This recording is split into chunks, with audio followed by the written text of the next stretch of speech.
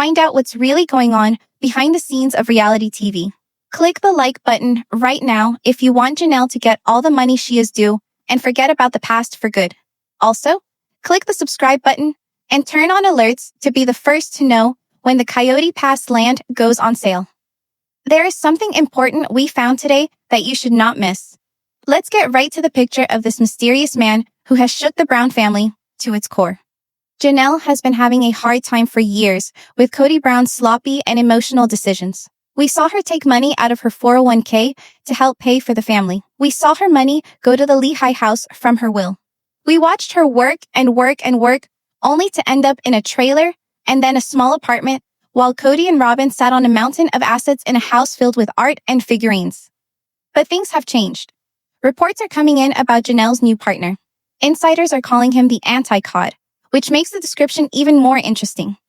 Where Kody is frantic, this man is apparently calm. Where Kody operates on impulse and manic energy, this man works on logic, spreadsheets, and long-term stability. The rumors say that this isn't just a rebound relationship. This is a strategic alliance with a man who knows money in a way Kody never could. Imagine the scene. Janelle, who has always been the sensible brain of the family, finally meets someone who speaks her language. We are hearing speculation that this mystery man has a background in asset management or perhaps business law. Think about what that means for a moment. For decades, the Brown family finances have been a tangled web of LLCs, joint accounts, and land rights with multiple names on them. It has been a system meant to keep everyone confused and dependent on the head of the household.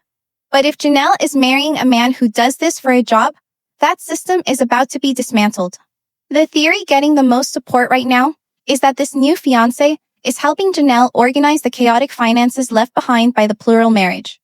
He isn't just holding her hand. He is looking at the book. He is looking at where the money went. And that is what has Kody Brown completely terrified. Let's talk about the ring. In the world of sister wives, jewelry has always been armed. We all remember the clad rings, the necklaces Kody created that nobody actually liked, and the way jewelry was used to mark territory. But the ring on Janelle's finger is different. This isn't a piece of jewelry from a catalog that Kody picked out to brand her as his property. This ring is a statement. Analyzing the pictures and the reports, insiders are suggesting two very powerful possibilities regarding this engagement ring. The first idea is that Janelle paid for half of it herself. Now, some might think that sounds unromantic, but for Janelle, that is the ultimate symbol of the independence she has worked so hard to regain. It says that she is an equal partner, not a burden. It says that she is starting this marriage with her eyes wide open and her wallet in her own hand. The second idea, and this one is even more damaging to Kody's ego, is that the ring is an heirloom from the new fiancé's family. If this is true, it symbolizes something Janelle never truly had with Kody's family or the Ob society at large. Instant total acceptance. It says she is being welcomed into a family structure that respects her as a matriarch, not just as a vessel for children or a paycheck contributor. Kody spent years telling Janelle she wasn't committed enough, wasn't trying hard enough to fit into the patriarchy. And now, she possibly wears a ring that says she is accepted exactly as she is. This ring is a light. It is a signal that the age of scraps is over. Janelle is no longer taking the scraps of time, the scraps of affection, or the scraps of financial security. So why does this ring trigger a forensic audit? Because in a marriage, things merge. If Janelle is going forward with a new legal marriage, she needs to legally sever the old ties. You cannot build a stable financial future with a new husband if your name is still tied to a mortgage on a piece of dirt with your ex-husband and his legal wife. This is where the word forensic engagement comes from. It implies that the wedding planning includes just as many lawyers as it does florists. The rumor is that Janelle, backed by the knowledge of her new partner, is demanding a full accounting of the Coyote Pass land. She wants to know what it's worth, how much has been paid, and most importantly, she wants her stock out. She isn't walking away empty-handed this time. She isn't just leaving the furniture behind like Christine did to keep the peace. Janelle is the CFO of the family, and the CFO doesn't leave without settling the books. This brings us to the most dramatic event that has allegedly taken place in Flagstaff over the last week. We are calling it the Emergency Summit, but in fact, it was Kody's failed power play. Sources indicate that when news of the engagement and the potential financial audit reached Cody, likely through the grapevine, because the lines of contact with Janelle are practically non-existent, he went into full crisis mode. We have to remember Cody's biggest fear is poverty. He has said it himself. He fears losing power, and he fears losing his lifestyle. If Janelle causes a sale of Coyote Pass, or if she sues for her share of the family pot that was used to buy Robin's house, Cody is in trouble. He is house poor. He has assets, but they aren't liquid. He cannot just write Janelle a check for what she is due. So, what does Cody do when he is backed into a corner? He tries to assert authority he no longer holds. We have gotten exclusive details about an emergency family meeting that Cody attempted to convene last weekend. The story here is almost Shakespearean in its tragedy and its delusion. Cody reportedly sent out a mass text message, or had Robin send it, as she is often the scribe for these decrees, demanding that Janelle, Christine, and the older boys come to Flagstaff immediately. The stated goal of the meeting was to discuss the future of the family legacy. We all know what that is code for. It means Wolf Pass. It means Cody wanted to sit them down in Robin's living room, surrounded by the expensive art and the clutter, and teach them about why they shouldn't take their money out. He wanted to gaslight them one last time into thinking that the land is a holy inheritance that cannot be touched even though it has sat barren for years. Imagine the scene Cody had in his head. He probably pictured himself standing by the fireplace, hair perfectly coiffed, making a speech about loyalty and the big picture, while Janelle and the boys nodded in agreement and apologized for threatening the family stability. He expected them to come to the McMansion to kiss the ring and to fall back in line. But we are in a new season of life now. The year is 2025, and the spell has been broken. The truth of what happened is starkly different from Cody's fantasy. The report we have draws a picture of a ghost town. The time for the meeting came and went. Cody and Robin allegedly sat alone in their living room. The driveway stayed empty. There were no cars pulling up. There was no knock at the door. The boys, Gabe, Hunter, and even the others who might have been in the area refused to answer the call. It is a moment of profound shame. To call a family meeting and have absolutely no family show up is the ultimate sign that your rule is over. It wasn't just a scheduling problem. It was a strike. It was a quiet protest. It was the children and the ex-wives saying, "We do not answer to you anymore." Let's dig deeper into the psychology of this ghost town meeting. Why did the boys refuse to come? Specifically, Gabriel and Hunter. These are young guys who watched their mother struggle. They watched their mother live in a trailer while their father lived in luxury. They saw Cody forget dates. They saw him favor Robin's children over them time and time again. And now when Cody snaps his fingers because he is afraid of losing money, he expects them to jump. The failure to attend this meeting is about more than just scheduling. It is about safety. The boys are protecting Janelle. They know that if she goes into that house alone, Cody and Robin will try to control her. They will try to use mental blackmail. By refusing to attend and by encouraging Janelle not to attend, they are making a protective wall around her. They are basically saying, if you want to talk to our mother, you talk to her lawyer. You talk to her fiancé. You do not get to corner her in your living room anymore. The narration of this event really highlights Cody's total loss of control. For 18 seasons, we watched him call the wives. He would call a meeting and they would drag their chairs into a circle, often outside in the cold, to listen to his latest crazy idea. They would move states for him. They would buy houses for him. They would change their entire lives based on his whims. But that power was based on their belief in the principle of plural marriage and their wish for his approval. That is gone. Janelle doesn't need his praise. She has a man who loves her. She doesn't need the concept. She has seen the reality of how it failed her. And she certainly doesn't need to sit in Robin's house and be told she is being selfish for wanting her own money. The humiliation Cody must have felt sitting there with Robin, checking his phone, waiting for a text that never came, is obvious. And you have to wonder what Robin was saying in that moment. Was she feeding his anger? Was she playing the victim, asking why the family doesn't love them? Or was she finally realizing that the walls are closing in? Because without Janelle's income and without the family pot, the living that Robin has grown accustomed to is unsustainable. This emergency meeting wasn't about love or family unity. It was a desperate move to stop a bankruptcy. It was a frantic move to keep the cash cow from leaving the barn. But the cow has left, and she has taken the milk with her. And let's not forget the part of the fiancé in this failed meeting. While Cody was furious in his living room, where was Janelle? She was likely with her new partner, perhaps looking at wedding sites, perhaps looking at investment portfolios, or simply enjoying a quiet Sunday afternoon without drama. The difference is staggering. Cody is stuck in the past, trying to reenact old power relations, while Janelle is living in the future. The anti-cod impact is clear here. A man with a background in finance or law would advise his partner, do not go to that meeting. Anything you say can be used against you. Do not negotiate against yourself. Let the paperwork do the talking. And that is exactly what Janelle is doing. She is letting the engagement ring and the impending audit do the talking for her. The silence of the children is also a deafening roar. We need to honor the spirit of Garrison here, as well as his memory is a guiding force for the boys. The bond between the remaining brothers is unbreakable, and their loyalty is strictly to their mother. Cody's attempt to use family legacy as a hook is insulting to them. They know that the only legacy Cody has built on Coyote Pass is one of broken promises and debt. Why would they show up to discuss a patch of dirt that has brought them nothing but pain? The boys are smart. They see the new man in Janelle's life, and they see how he treats her.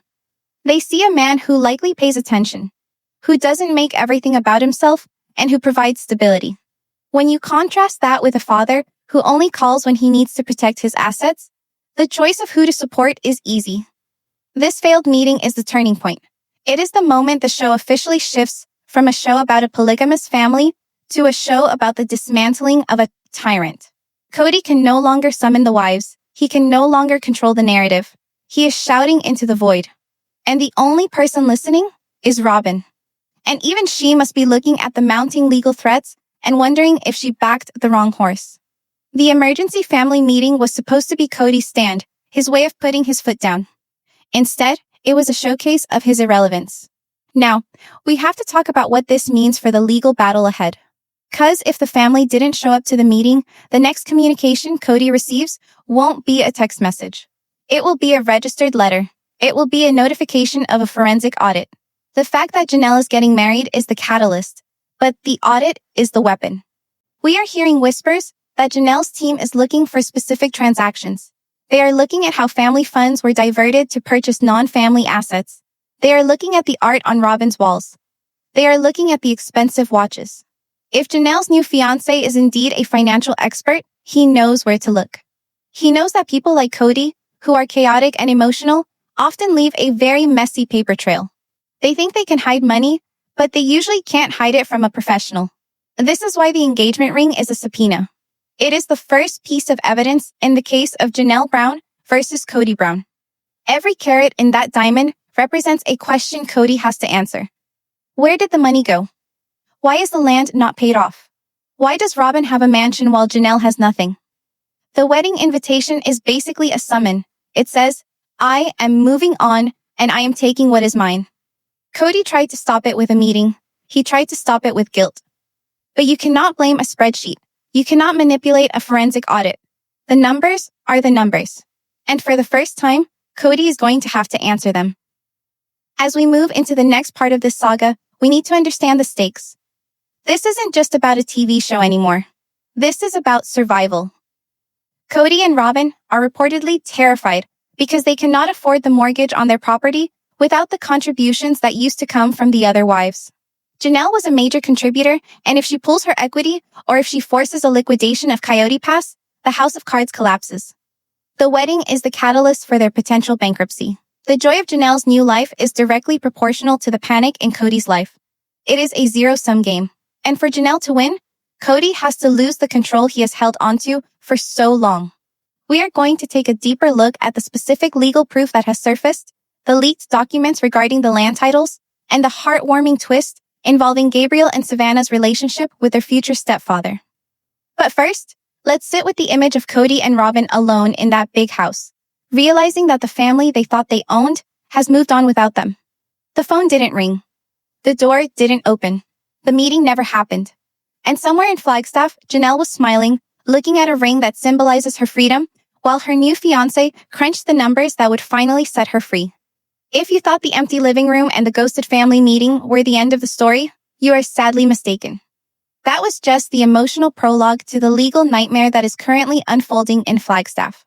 We are moving from the realm of hurt feelings into the cold, hard reality of court documents and property liens.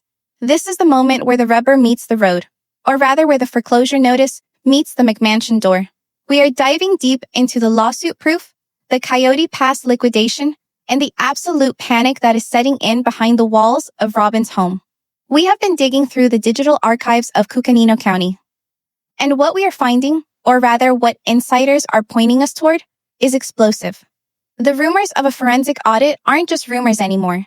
They are materializing into what looks like a strategic liquidation plan. For years, we have heard Cody talk about Coyote Pass as this biblical inheritance, this New Jerusalem where the family would gather. He cried over it. He fought for it. He alienated his wives over it. But according to new leaks, that dream is officially dead. The word on the street is that Janelle's legal team has filed paperwork that effectively forces Cody's hand. In legal terms, this is often called a partition action. It is what happens when co-owners of a property cannot agree on its use. One owner wants to keep it, the other wants their money out.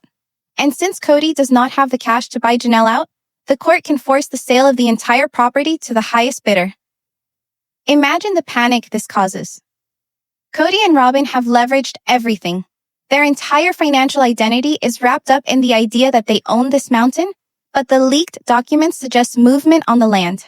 Titles that we haven't seen in years. We are seeing inquiries. We are seeing assessments. And we are seeing the kind of bureaucratic activity that precedes a for sale sign going up. The theory here is brutal but brilliant. Janelle is getting married. She is starting a new life. She does not want to be a landlord of a dirt patch with her ex-husband. She wants her equity.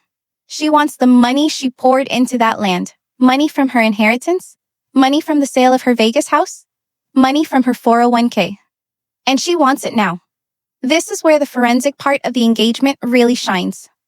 The new mystery man in Janelle's life knows that time is money.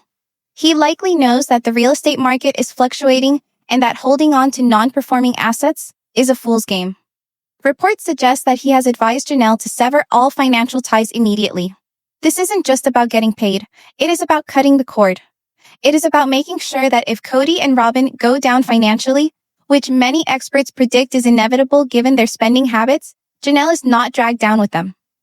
The wedding invitation is a celebration, but the legal filings are a severance package. Let's talk about the threat this poses to Cody and Robin. We have to look at their liquidity. Do they have liquid cash? All evidence points to no. They have a house full of art. They have expensive watches, and they have a lot of jewelry. But you cannot pay a court-ordered settlement with a Rolex or a painting of a guitar. If Janelle forces the sale, it exposes the reality of their finances. The family pot is empty. The show money is being split 5 ways now. Or maybe not at all, if contracts are being renegotiated. Cody is terrified because if the land goes to the public market, the dream is over. He becomes just another guy who couldn't pay his bills, not the patriarch of a dynasty. There is also a darker theory circulating regarding the leaked documents. Some insiders are whispering that the audit has uncovered discrepancies in how the family funds were used to pay off Robin's specific parcels of land versus Janelle's. If the forensic accountant proves that family money was disproportionately funneled to secure Robin's assets while Janelle's were left with liens, that is not just a civil dispute that borders on financial mismanagement or fraud. This is the smoking gun that Cody fears. It's not just about selling the land. It's about the exposure of where every single dollar went for the last 10 years. If this goes to court, the bank records open up, the credit card statements open up, the Victoria's Secret bills, the art auctions, the gun show expenses, it all becomes public record. And this is why the wedding is the catalyst for their bankruptcy. Janelle's engagement is the ticking clock. She wants this resolved before she walks down the aisle. She wants to enter her new marriage with a clean slate, debt-free and untangled from the Brown family chaos. Cody knows this. Robin knows this. That is why they are scrambling. We are hearing reports of frantic calls to real estate agents trying to see if they can sell off smaller parcels quietly to pay Janelle off without a public spectacle. But it's too late. The forensic team is already involved. They don't want a quick deal. They want the full value. If you are following the money trail, you need to subscribe, because we will be updating you the second the Zillow listing goes live. But for now, just picture Cody pacing in his driveway, looking at the mountain he thought was his kingdom, realizing that it is about to be sold to a developer because his accountant wife finally hired a real accountant. But let's shift gears. Money is one thing. You can lose land, you can lose cash, and you can eventually recover. But when you lose the hearts of your children, that is a bankruptcy of the soul. And that brings us to the most heartwarming and, for Cody, the most devastating part of this new chapter. The new father figure. While Cody is obsessing over land titles and partition actions, Janelle's new fiancé is doing something Cody hasn't done in years. He is showing up. We have received but persistent reports about the bond forming between this new man and Janelle's children, specifically Gabriel and Savannah. These are the children who were hurt the most deeply by Cody's neglect during the pandemic and the subsequent fallout. Gabriel, who wept on camera about forgetting his father's birthday because his father forgot him. Savannah, who spent Christmas in a rental while her dad was in a mansion 10 minutes away. These wounds are deep. They don't heal overnight. However, enter the mystery man. Sources say he is not trying to be dad. He isn't trying to replace Cody or force a title. He is simply being, a presence. There is a rumor circulating that he was spotted at a local auto parts store with Gabriel. Now, for those who know the history, this is significant. Gabriel loves cars. He loves fixing things. Cody used to pretend to be the rugged outdoorsman who could fix anything. But we all saw him struggle to level a trailer. The report says that Janelle's fiancé was letting Gabe take the lead, asking Gabe questions, handing him tools, and treating him with the respect one man gives another. It wasn't a performance for the cameras. It was just a Saturday afternoon. Contrast this with Cody. When was the last time Cody spent a Saturday afternoon under the hood of a car with Gabriel? When was the last time they had a conversation that wasn't about CO protocols or loyalty tests? The new man is reportedly filling the void, not by demanding respect, but by earning it through time and attention. He is the anti-Cody in his parenting style as well. He listens more than he talks. He asks about their lives instead of lecturing them about his own. And then there is Savannah, the forgotten child of the Brown family. The one who is so quiet and so sweet, and who is so easily overlooked by Cody. Insiders claim that the new fiancé has attended several of Savannah's recent events, school functions, or community activities, sitting right there next to Janelle. No drama, no making it about him, just being a supportive partner who supports the woman he loves by supporting her children. The reports say Savannah has been seen laughing with him, comfortable and at ease. That tension, that walking on eggshells feeling that everyone has around Cody, it's gone. The most damning piece of information coming out of this new family dynamic is how the children address him. We are hearing that the kids are calling him by his first name, but the tone is what matters. It is a tone of respect. It is a tone of affection. Meanwhile, communication with Cody has reportedly ceased almost entirely. The group chats are silent. The phone calls go to voicemail. The children have effectively quiet quit their father. They haven't made a big public scene. They have just stopped engaging. And in that silence, they have made space for this new figure to step in. Let's speculate on the wedding role for a moment. This is where the emotional knife really twists for Cody. Rumors are flying that the children, specifically the older boys, are writing a joint speech for the wedding toast. Now, usually wedding toasts are standard fare, but in this family, everything is subtext. The theory is that the speech will subtly roast the past while praising the future. Imagine Gabriel standing up, glass in hand, thanking the new groom for actually showing up, thanking him for knowing how to change a tire without a meltdown, thanking him for loving our mother the way she always deserved. Every compliment paid to the new stepdad is a shadow cast on Cody. If they thank him for being consistent, they are saying Cody was volatile. If they thank him for being generous, they are saying Cody was stingy. The children are smart.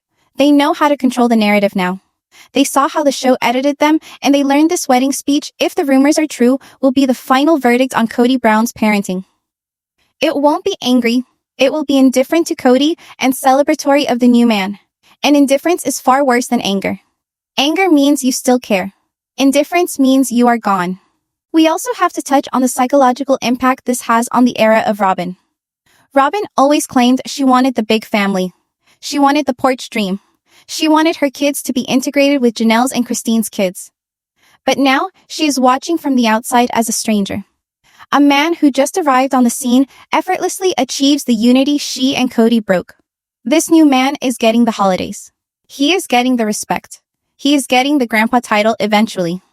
Robin and Cody are isolated in their fortress, while the rest of the family is building a village around Janelle's new marriage. The bond between Gabriel and the new fiancé is particularly poignant because of the grief the family has endured. Losing Garrison left a hole in the universe for these boys. A father figure stepping into that space has to be incredibly careful. If he tried to be a disciplinarian or a replacement, they would reject him. But because he is reportedly approaching them as a mentor and a friend, someone who makes their mother happy, they are embracing him. It is a healing dynamic. It brings stability to a chaotic trauma. And sadly, Cody was not capable of providing that stability because he was too busy being the victim of his own narrative. One insider source claims that during a recent family gathering, one that Cody was obviously not invited to, the new fiancé made a toast to resilience. He didn't mention Cody. He didn't mention the show. He just honored the strength of Janelle and her children. That kind of emotional intelligence is dangerous to Cody. Cody operates on chaos. This man operates on class.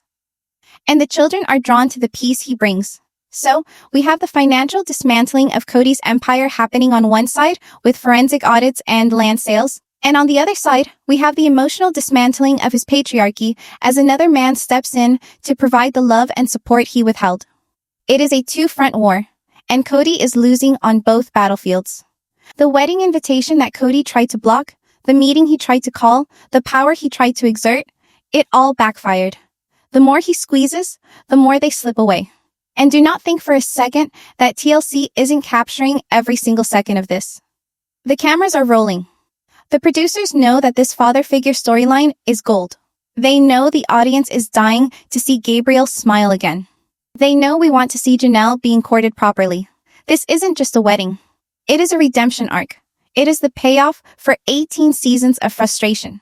We are finally going to see what a functional relationship looks like. And the contrast will be the final nail in the coffin for Cody's reputation. But there is one more layer to this mystery. One final hurdle that Janelle has to clear before she can walk down that aisle and claim her victory, and it involves the network itself. Why have we not seen a clear photo of this man? Why is his identity being guarded like a state secret? Is it just privacy, or is it something more contractual? We are heading into the final stretch of our investigation, where we uncover the TLC gag order and the season 20 cliffhanger that has been engineered to keep us all hanging by a thread. The network knows they have a hit on their hands, and they are playing hardball.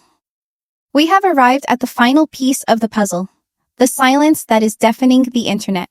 If this engagement is so happy, and if this new man is the savior of the family we all believe him to be, why is he a ghost? Why haven't we seen the hard launch on Instagram? Why is Janelle, who is usually so transparent with her fans, hiding his face behind emojis or carefully cropped photos? The answer brings us to the corporate machine behind the curtain. We are talking about the TLC gag order and the season 20 cliffhanger that is being engineered to be the highest rated television event in the network's history. You have to understand the business of reality television to understand what is happening in Flagstaff right now.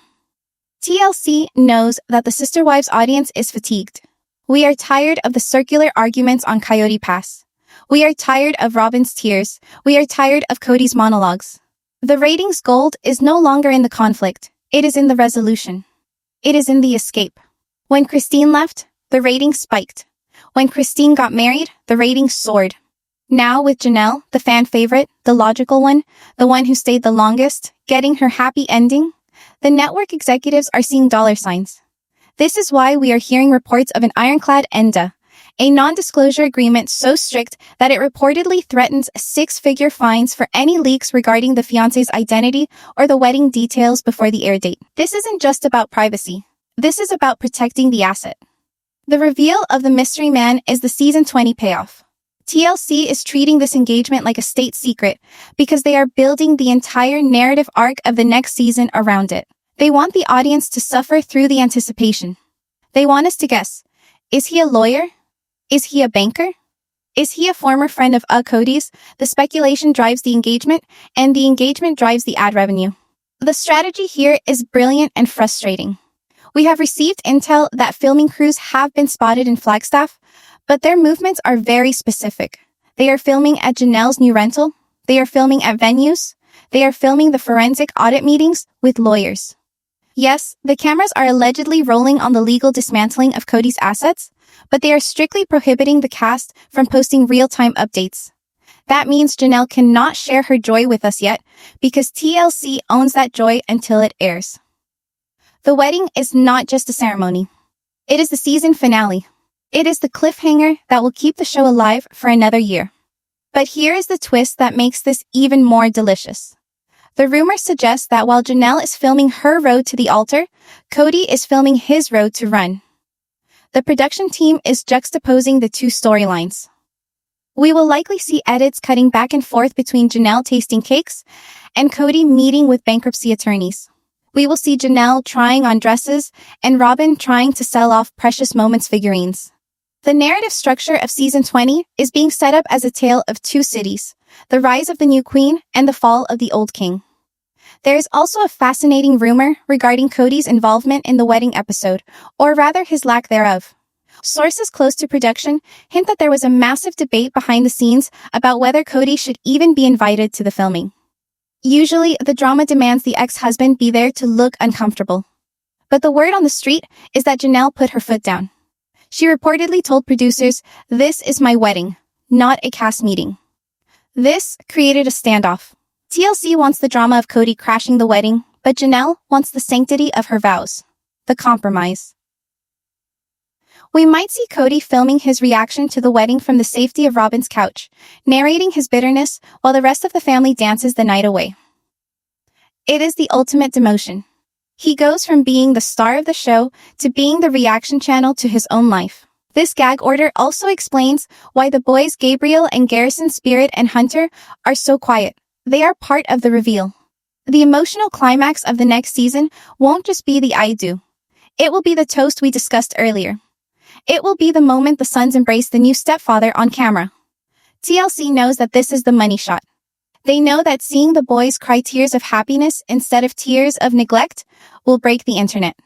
So, everyone is on lockdown. The silence from the family isn't because they are hiding something bad. It's because they are preparing to unveil something spectacular. Let's look ahead to the future of the franchise. What happens after the wedding?